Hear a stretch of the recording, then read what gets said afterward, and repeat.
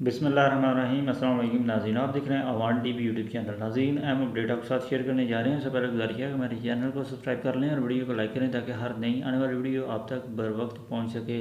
नाज़रीन, ज़िमनी इलेक्शन हल्का पीपी 32 गुजरात में जो होने जा रहा है 21 अप्रैल को, इस हवाले से आपको अपडेट करने जा रहे हैं। चौधरी अब्दुल रज़ाक कोटला जो है मुस्लिम लीग काफ को जो है वो तनकीद का निशाना बना रहे हैं, और चौधरी मूसा लाही जो कि सलका से उम्मीदवार हैं उन्हें भी जो है तनकीद का निशाना बनाया जा रहा है। दूसरी जानिब चौधरी मूसा लाही भी जो है वो चौधरी अब्दुल रज़ाक कोटला पर अपने जो जलसे हैं उनमें तकरीर के दौरान जो है वो तनकीद कर रहे हैं।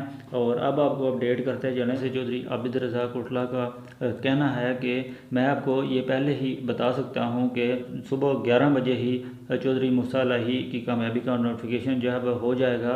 हालांकि 5 बजे जो है वो पोलिंग का जो टाइम है वो ख़त्म होगा, लेकिन चौधरी मूसा लाही जो है उन्हें पहले ही जितवा दिया जाएगा, जो कि मेरे हलके से बदतरीन शिकस्त खा कर गए हैं और इस लाडले बच्चे को वहाँ से MPA बनाया जा रहा है। उनका कहना था कि मेरा यकीन है कि उनको वहाँ से जो है वो 4000 वोट भी नहीं जो है वो डाले जाएंगे, लेकिन शाम को वो MPA बन चुके होंगे। ये कहना है चौधरी आबिद रज़ा कोटला का। आपके ख्याल में इस हल्का से चौधरी परवेज़ लाई जीतेंगे या फिर चौधरी मूसा लाई? कमेंट बॉक्स में अपनी राय से ज़रूर आगाह करें। अगली वीडियो तक दीजिए इजाज़त। अल्लाह हाफ़िज़।